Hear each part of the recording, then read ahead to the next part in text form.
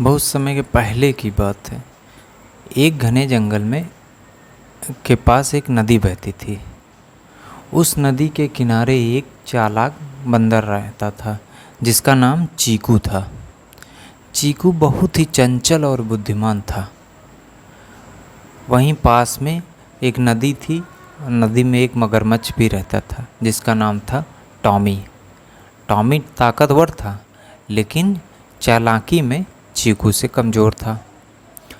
एक दिन चीकू ने नदी के किनारे बैठकर फल खा रहा था तो उसे देखते ही टॉमी ने सोचा, अगर मैं इस बंदर को अपने साथ कर लूँगा तो वह मुझे फलों के बारे में बताएगा। तो टॉमी ने चीकू से कहा, नमस्ते चीकू, क्या तुम मेरे पास थोड़ी देर खेलना चाहोगे? तो चीकू हंसकर कहता है, हाँ क्यों नहीं, लेकिन मुझे फल चाहिए। टॉमी ने कहा, मैं तुम्हें नदी के पार ले जाकर वहाँ के मीठे फलों का स्वाद चखाऊंगा। तो चीकू ने सोचा, यह एक अच्छा मौका है। वह टॉमी की पीठ पर बैठ गया और नदी के बीच में पहुँचते ही टॉमी ने कहा, चीकू, मुझे तुम्हारा मांस बहुत पसंद है और मैं तुम्हें खाना चाहता हूँ। चीकू तुरंत समझ लिया कि वह संकट में फंस गया है।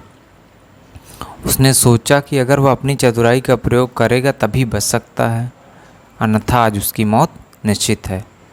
उसने कहा, टॉमी, तुम मुझे कैसे खा सकते हो? मेरे दिल में तो एक राज है। टॉमी ने पूछा, राज? कैसा राज? चीकू ने कहा, अगर तुम मुझे नदी के पार ले जाओगे तो मैं तुम्हें बताऊंगा कि मेरे दिल में एक सोने का फल है। टॉमी ने सोचा, सोने का फल? तब तो मुझे उसे ज़रूर लूँगा।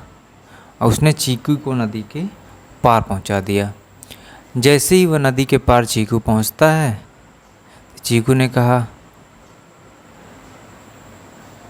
सच में सोने का फल यहाँ है, लेकिन तुम्हें इसे पाने के लिए वापसी करनी होगी। चीकू ने देखा कि टॉमी उसके पीछे है, लेकिन वह तुरंत एक पेड़ पर चढ़ गया।